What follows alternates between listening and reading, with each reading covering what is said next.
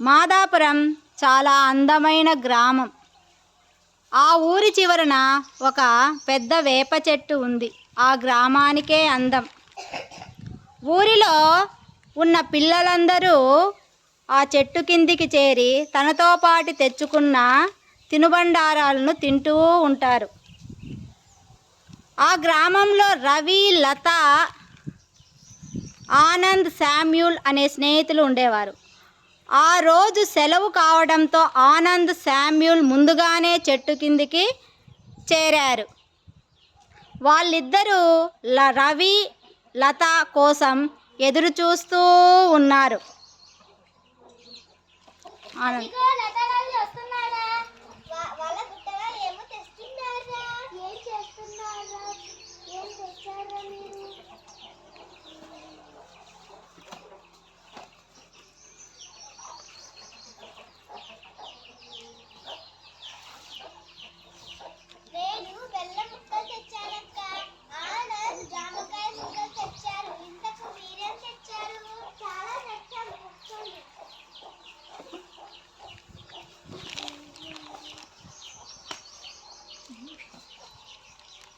ఆనంద్ గబగబా వెళ్ళి అక్కడ ఉన్న కొన్ని ఆకులు కోసుకొని వచ్చాడు.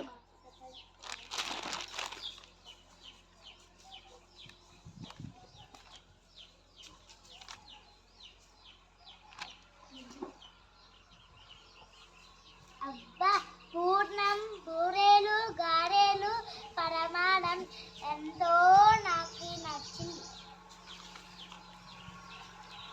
రవి ఈరోజు ఉగాది పండుగ కదా, మా అమ్మ చేసింది ఉగాది పచ్చడి. వీటినన్నిటికంటే ముందు ఉగాది పచ్చడి తినాలి.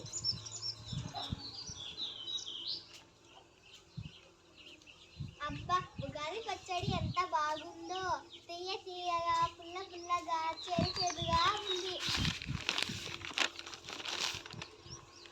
అంతలో పక్కనే తోటలో పనిచేస్తున్న రంగయ్య తాత వీళ్ళ మాటలు విని చేతులు కడుక్కొని అక్కడికి వచ్చాడు.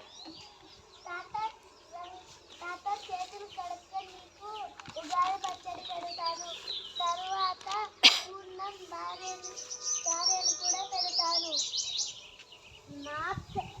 నా బంగారు తల్లమ్మ, ఉగాది పచ్చడి చాలా బాగుంది. పిల్లలు, ఇంతకీ ఉగాది పచ్చడి ఎందుకు చేస్తారో మీకు తెలుసా? తెలీదు తాత, నువ్వు చెప్పు.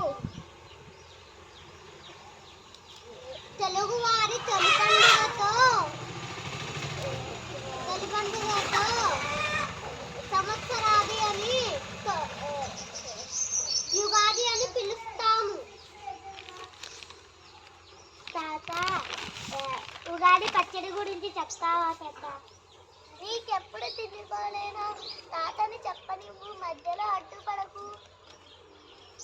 చెబుతున్నా. వేప పూత, కొత్త లేత మామిడి ముక్కలు, కొత్త చింతపండు, బెల్లం, ఉప్పు, కారం కలిపి ఉగాది పచ్చడి చేస్తారు.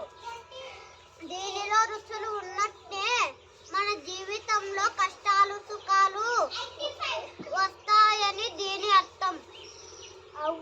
అవును తాత, దీన్ని షడ్రుచులు అంటారు. మా టీచరు చెప్పారు.